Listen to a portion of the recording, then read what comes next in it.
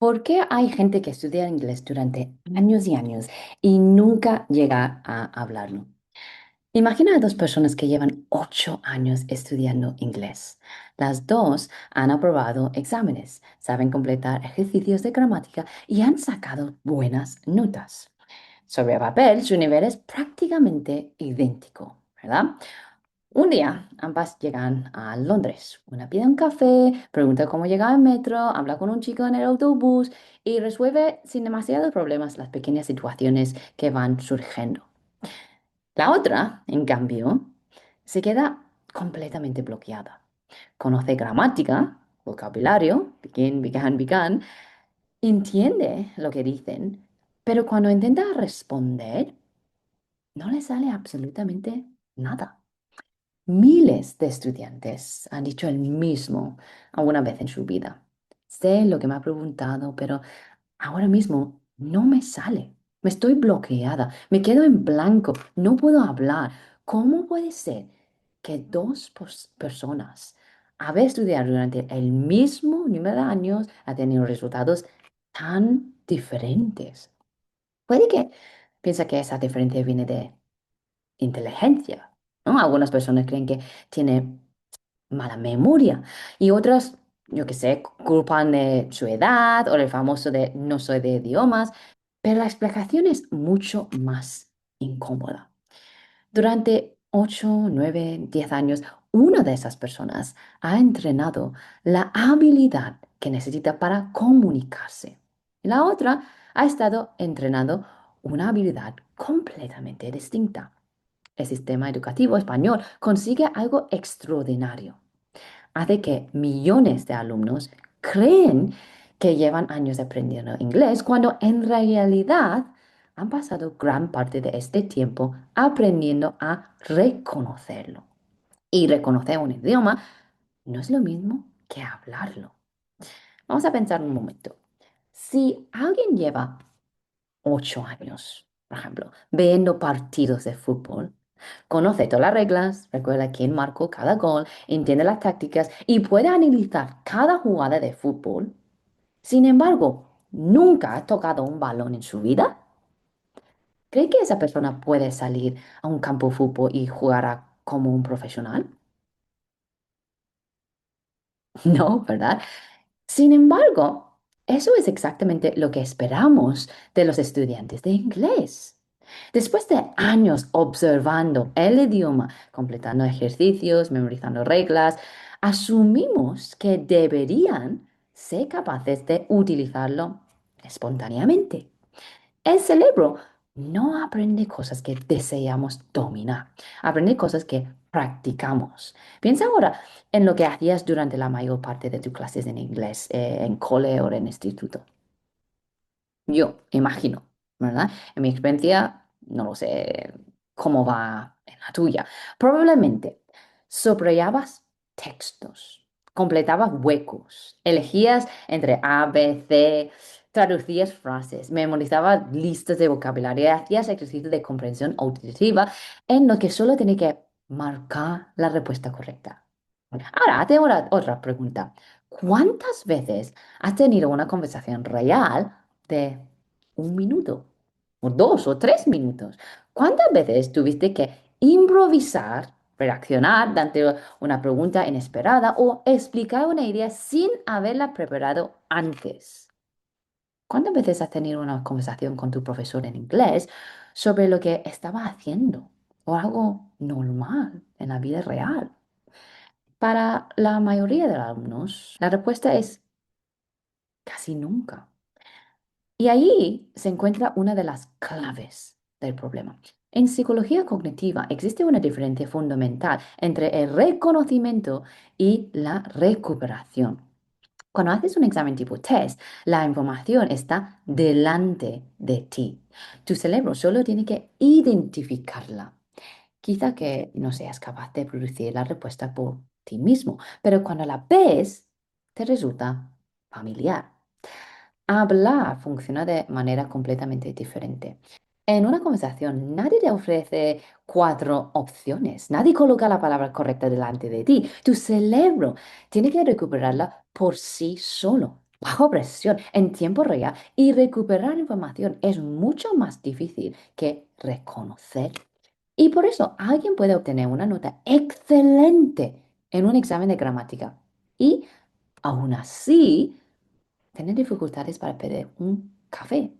No significa necesariamente que no conozca el idioma, significa que casi nunca ha entrenado el acceso espontáneo a lo que sabe. Durante décadas, la investigación sobre aprendizaje ha demostrado que intentar recuperar una información fortalece la memoria de una forma que la simple relectura no consigue. Los trabajos de Henry Rodiega y Jeffrey Karpike sobre la práctica de recuperación muestran que las personas que releen múltiples veces sus apuntes suelen experimentar una fuerte sensación de familiaridad. Creen que dominan el contenido porque mientras los ven, todo parece sencillo. Reconoce. El problema aparece cuando no tienen los libros. Estás un par de días después. Un gran parte de esa seguridad ha desaparecido. Y en cambio, cuando una persona intenta recordar sin mirar, incluso si se equivoca, obliga a su cerebro a reconstruir el camino hacia la respuesta. Y ese esfuerzo hace que la información sea más accesible en el futuro. Dicho de otra forma, equivocarte mientras intentas recordar puede enseñarte más que lee correctamente la misma respuesta 10 veces. Y sin embargo, gran parte de la educación tradicional intenta eliminar precisamente ese momento de dificultad. Se ofrece la respuesta demasiado pronto, se corrige al alumno de inmediato y se interpreta el error como una prueba de fracaso. Pero el error no siempre es el fracaso de aprendizaje. A veces es el comienzo. A esa falta de práctica de recuperación se añade otro hábito, la traducción mental. Traducir no es exactamente lo mismo que aprender a utilizar un idioma. Traducir implica pasar por una lengua para llegar al otro. Para alguien que está aprendiendo a comunicarse, este proceso puede convertirse en una ruta muy lenta, muy agotadora. Porque imagina que quieres decir, tengo hambre. En lugar de conectar directamente la sensación de hambre con la expresión inglesa, tu mente inicia una cadena de conversación. Tengo, tengo es have. Hambre es hunger. I have hunger. No, eso no es hungry. Entonces, I am hungry. Y todo ese proceso puede ocurrir en apenas unos segundos, pero en una conversación, estos segundos importan. Mientras analizas una frase, la otra persona ya ha seguido hablando. Y cuanto más presión sientes, más difícil resulta recuperar la respuesta. Nuestro cerebro traduce porque intenta aprovechar caminos que ya conoce. Si llevamos toda la vida organizando el mundo a través de español, es natural, es normal pasar por él antes de producir una frase en inglés. Es como utilizar siempre una carretera antigua porque conocemos cada curva, aunque existe una ruta más directa. Ten en cuenta, ¿vale? Los intérpretes profesionales, esos que traduzcan por su trabajo. Ellos sí traduzcan, pero han dedicado miles y miles de horas a automatizar ese proceso. Una persona que desea hablar con fluidez necesita desarrollar algo distinto, una conexión directa entre la intención, la experiencia y la expresión inglesa. Y eso es precisamente lo que ocurre cuando aprendemos nuestra lengua materna. Un niño no escucha primero la palabra perro y después aprende qué significa dog. ¿Vale? Ve al animal, lo escucha ladrar, toca, juega con él, observa cómo los adultos utilizan una palabra concreta para referirse a esa experiencia. El significado no pasa por una traducción. Se construye mediante contexto, repetición, emoción y imitación. Los niños aprenden patrones mucho antes de entender reglas. Nadie se sienta con un niño de 3 años para explicarte formalmente la gramática. Y aún así, con el tiempo empieza a utilizar estructuras complejas porque les ha escuchado cientos y cientos de veces en situaciones reales. Primero aparece el patrón y mucho después, si alguna vez llega, aparece la explicación.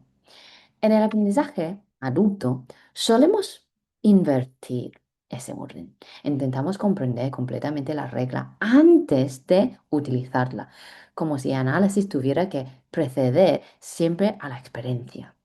Y eso nos conduce a otro problema.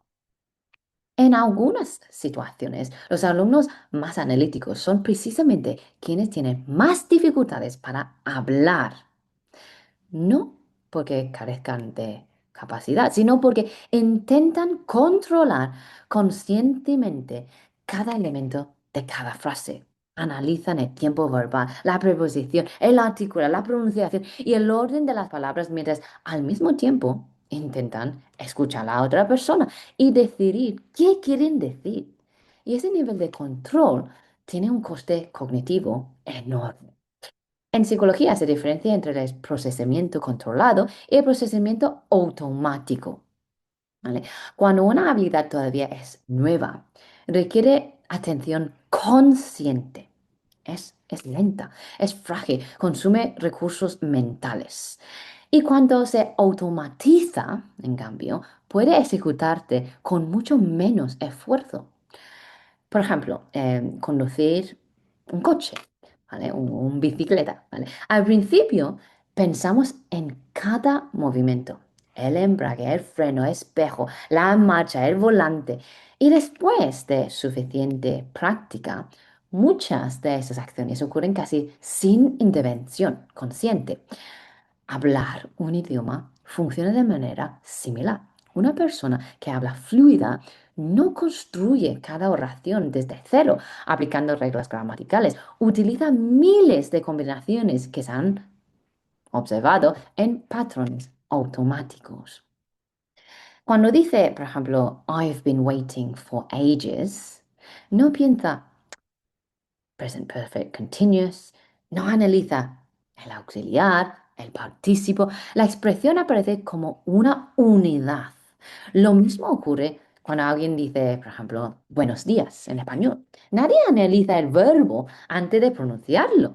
El problema es que muchos estudiantes nunca alcanzan esa automatización porque siguen intentando controlar el idioma palabra por palabra. La memoria de trabajo tiene una capacidad limitada.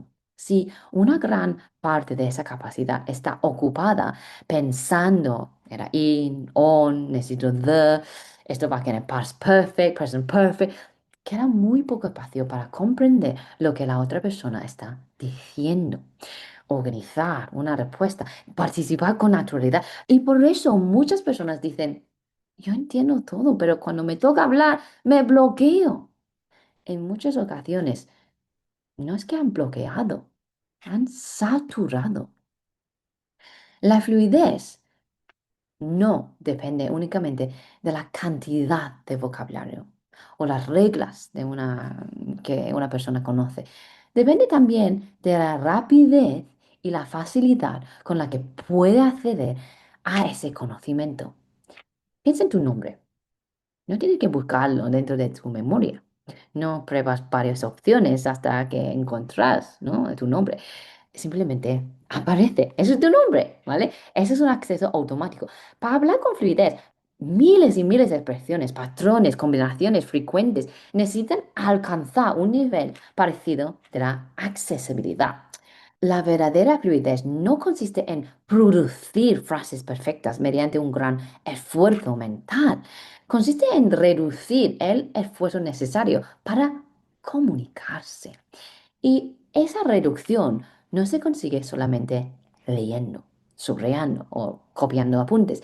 Se consigue mediante miles de intentos de recuperación en contextos reales, intentando hablar, dudando, buscando una expresión, equivocándose, reformulando y volviendo a intentarlo. Y aquí aparece otra cuestión muy importante. Muchas personas creen que si olvida algo, significa que nunca llegarán a aprenderlo. Pero la memoria no funciona como un cajón en la que guardamos información intacta hasta que decimos recuperar. Aprender implica crear y reforzar redes que deben volver a activarse. Joseph Ledoux, conocido por sus investigaciones sobre la emoción y el cerebro y la memoria, explicó que los recuerdos no son objetos estáticos, almacenados en un único lugar. Dependen de redes y procesos que se reactivan y reconstruyen. Cuando una ruta no se utiliza, puede volverse más difícil acceder a ella. Eso no siempre significa que la información haya desaparecido por completo. Puede significar que el camino para encontrarla se ha debilitado. Y por eso alguien puede salir de una clase convencido de que lo ha entendido todo y 2 semanas después sentir que el contenido ha desaparecido. Tal vez no se haya borrado por completo. Tal vez ya no sepa cómo llegar hasta él. Es como poseer miles y miles de libros en una biblioteca sin catálogo. Los libros siguen siendo ahí, pero encontrarlos en el momento preciso resulta más lento, incierto. Y en una conversación no tenemos tiempo para recorrer toda la biblioteca. Necesitamos que la palabra aparezca cuando la necesitamos.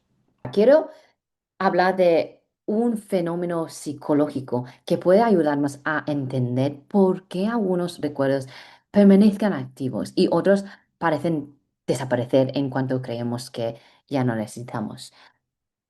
Piensa en la cantidad de pestañas que muchas personas mantienen abiertas en un ordenador, ¿vale? Por ejemplo, un artículo que quieres leer, un producto que estás comprando, una receta que quieres probar algún día, un viaje que todavía no has reservado, un vídeo que vas a ver más tarde. Cada pestaña representa una pequeña tarea inacabada. Solemos pensar que mantenemos esas páginas abiertas porque somos desorganizados o porque solemos olvidar cosas, pero existe una explicación psicológica más profunda. Al cerebro le cuesta abandonar aquello que todavía percibe como pendiente. Y esta idea está relacionada con la psicóloga Bulma Zeigarnik y con una observación realizada hace casi un siglo. Según lo que dicen, Zeigarnik estaba en un restaurante junto con otro psicólogo, se llama Kurt Lewin, ¿vale? Y los dos se fijaron en la extraordinaria memoria de los camareros. Eran capaces de recordar pedidos complejos sin escribirlos. ¿Quién había pedido cada plato? ¿Quién quería una modificación? ¿Quién quería una alergia? ¿Quién esperaba una bebida? ¿Y qué mesa todavía no había pagado? Pero sin embargo, una vez que el cliente ha pagado, el camarero parecía olvidar los detalles del pedido por completo. ¿Por qué? Porque la tarea se consideraba terminada. La información era importante mientras la cuenta seguía abierta. En cuanto se cerraba, dejaba de ser prioritaria. Esa observación llevó a esos psicólogos a estudiar qué ocurría con las tareas completas y incompletas. En algunos experimentos que hizo después, los participantes podían terminar una serie de actividades, mientras que otros estaban interrumpidos antes de completarlos. Y lo que ha resultado era que los participantes tendían a recordar mejor las tareas interrumpidas. A ese fenómeno se conoce como el efecto Zeigarnik, ¿vale? La idea es que las tareas sin terminar permanezcan activas en la mente. El cerebro conserva una especie de tensión psicológica hasta que siente que la situación se ha resuelto. Y esto ayuda a explicar por qué recordamos un email que no hemos contestado justo cuando intentamos dormir. ¿Por qué seguimos pensando en una conversación que terminó de forma ambigua? ¿Y por qué una serie acaba en el momento de mayor tensión? El cerebro quiere cerrar la pestaña y cuando no puede, vuelve a ella. Este fenómeno tiene una relación muy interesante con el aprendizaje. Imagina que un profesor pregunta, ¿qué significa although? Un alumno responde, aunque. Y el profesor dice, correcto. Todo lo copian, pasan al siguiente ejercicio, la actividad ha terminado, la respuesta está escrita, la pestaña mental cerrado. El alumno siente que ha aprendido la palabra porque durante esos segundos la información ha sido clara, familiar, sin embargo, todavía no ha practicado cómo recuperarla cuando la necesite. Ahora, imagina una situación distinta. Estás manteniendo una conversación y quieres decir, aunque estaba cansada. Sabe que conoces la palabra, la has leído muchas veces, pero no aparece. Pausas. Buscas en tu cerebro. Prueba con otra palabra. Sabe que no es lo que quieres decir. Y durante unos segundos, tu cerebro mantiene el problema abierto. Entonces, alguien te ayuda. Dice, although. Y tú piensas, esa es la palabra. Ese pequeño momento de dificultad puede ser mucho más valioso que copiar la misma palabra varias veces. Antes de recibir la respuesta, tu cerebro estaba intentando encontrarla. Había una pregunta activa, una tensión sin resolver y una necesidad concreta de significado. La información no apareció como un dato aislado, llegó para resolver un problema. El psicólogo Robert Joock utiliza el concepto de dificultades deseables para describir ciertas condiciones que hacen que aprender resultar más difícil en el momento. El psicólogo Robert Joock utiliza el concepto de dificultades deseables para describir ciertas condiciones que hacen que aprender resulte más difícil en el momento, pero más duradero a lo largo plazo. Cuando todo es demasiado fácil, podemos sentir que dominamos el contenido, aunque sea esa sensación que es engañosa. Cuando recuperar una respuesta requiere esfuerzo, el aprendizaje puede volverse más resistente. Eso no significa que sufrir o frustrarse sea siempre positivo. La dificultad debe ser maniable y está acompañada por una respuesta correcta, pero sí significa que eliminar cualquier esfuerzo puede producir una ilusión de aprendizaje. No aprendemos únicamente porque vemos la respuesta, aprendemos porque el cerebro ha tenido que buscarla, compararla, corregirse y volver a construir el camino. Y ahí está una de las grandes ventajas de la conversación real. Nadie te da cuatro opciones. No sabemos exactamente qué va a preguntar la otra persona. No puedes preparar cada frase de antemano. Tu cerebro tiene que abrir continuamente pestañas pequeñas. ¿Vale? ¿Cómo se dice eso? ¿Era in o on? ¿Cuál es el pasado de este verbo? ¿Necesito do o does? ¿Cómo puedo aplicar esta idea con las palabras que sí conozco? Algunas de esas pestañas las cierras tú solo y otras se resuelven con ayuda. Algunas permanecen abiertas durante horas y reaparecen más tarde cuando vuelves a encontrarte con la misma expresión. Pero cada vez que recuperas una respuesta después de haberla buscado activamente, el camino se vuelve un poco más accesible. Quizá esa sea una de las mayores diferencias entre las personas que conocen inglés y las personas que pueden utilizarlo. Unas han acumulado información y a otras han entrenando repetidamente cómo encontrarla. ¿Por qué entonces hay personas que estudian inglés durante 10, 20 años y nunca llegan a hablarlo? Porque durante años han practicado reconocimiento en lugar de recuperación. Han traducido en lugar de construir significado directamente. Han memorizado reglas en lugar de automatizar patrones. Han recibido respuestas antes de que su cerebro tuviera tiempo de buscarlas. El sistema educativo suele premiar la capacidad de acertar en un examen, no la capacidad de mantener una conversación imprevisible. Y durante demasiado tiempo hemos confundido saber algo con ser capaces de utilizarlo bajo presión. Hablar un idioma no es simplemente un problema de inteligencia, memoria o talento. Hablar un idioma es entrenamiento. El cerebro mejora aquello que practica. Si practicas reconocer la respuesta, mejoras reconociéndola. Si practicas completar juegos, mejoras completando los juegos. Si practicas traducir, te volverás más rápido traduciendo. Pero si quieres hablar, necesitas practicar la recuperación, la improvisación, la escucha y la respuesta. La próxima vez que pienses, yo no valgo para inglés o idioma, quizá deberías hacerte una pregunta diferente. ¿He estado entrenando realmente la habilidad que quiero dominar?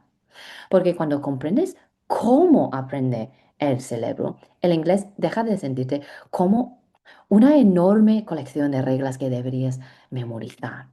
Empieza a sentirse como lo que realmente es, una habilidad humana que necesita experiencia, repetición, errores, recuperación y tiempo. Pero hay algo más, algo que todavía no hemos resuelto. Hemos hablado de por qué reconoces palabras que después no puedes utilizar. Hemos visto por qué traducir te retalenta, por qué pensar demasiado puede saturarte y por qué una respuesta que has tenido que buscar puede quedarse en tu memoria durante más tiempo. Sin embargo, todavía queda una pregunta abierta. ¿Por qué algunas personas empiezan a hablar con soltura, incluso con un vocabulario limitado, mientras que otras conocen miles de palabras y continúan sintiéndose incapaces de mantener una conversación? No es porque las primeras cometan errores menores o menos errores. De hecho, normalmente cometen más. Tampoco es porque tengan más confianza antes de empezar. En muchos casos, la confianza aparece después.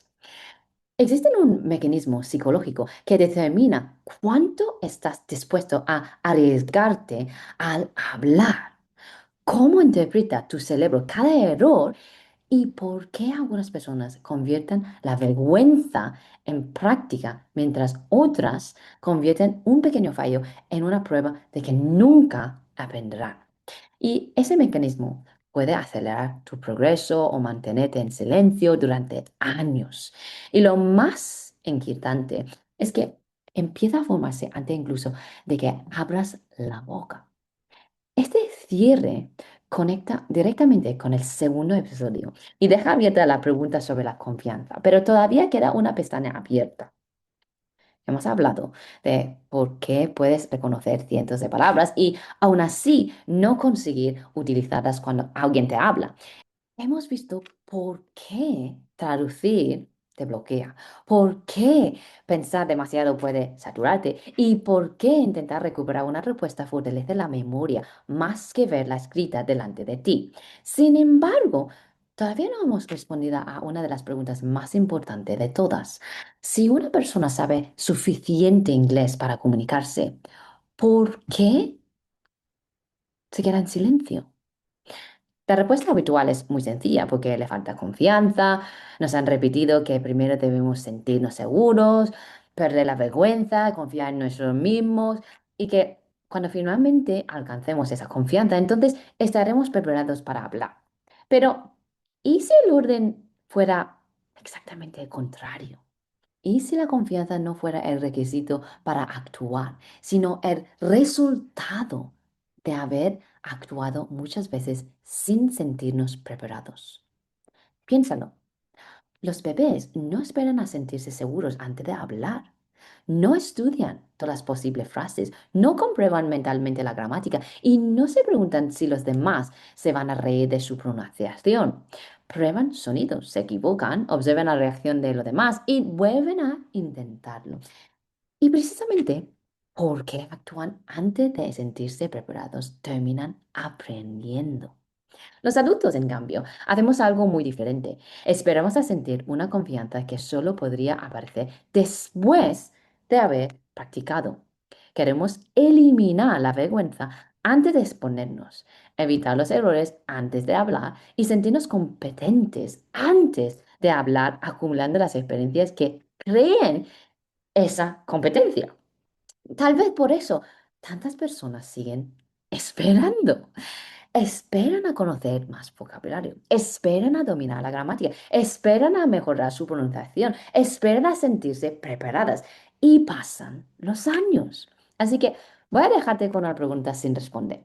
¿Cuántas cosas no has hecho todavía porque creías que primero necesitabas sentir confianza. En el próximo episodio vamos a desmontar una de las mayores mentiras que nos han contado sobre la seguridad en nosotros mismos. Vamos a hablar de por qué la confianza llega después de la acción, de qué ocurre en el cerebro cuando tememos hacer el ridículo y de por qué los errores que intentas evitar podrían ser precisamente los que más aceleran tu aprendizaje. Y aunque utilizaremos el inglés como ejemplo, ese no será realmente un episodio sobre idiomas, será un episodio sobre psicología, porque puede que no estés esperando a tener más nivel, puede que estés esperando una sensación que nunca llega antes de empezar. Muchas gracias por acompañarme hasta el final de ese episodio. Si te ha ayudado a entender por qué tantos años de estudio no siempre se convierten en fluidez, compártelo con esa persona que sabe mucho más inglés del que atreve a utilizar. Y suscríbete para no perderte el próximo episodio, porque la próxima vez vamos a responder una pregunta muy incómoda. ¿Y si esperar a tener confianza es exactamente lo que te impide conseguirla?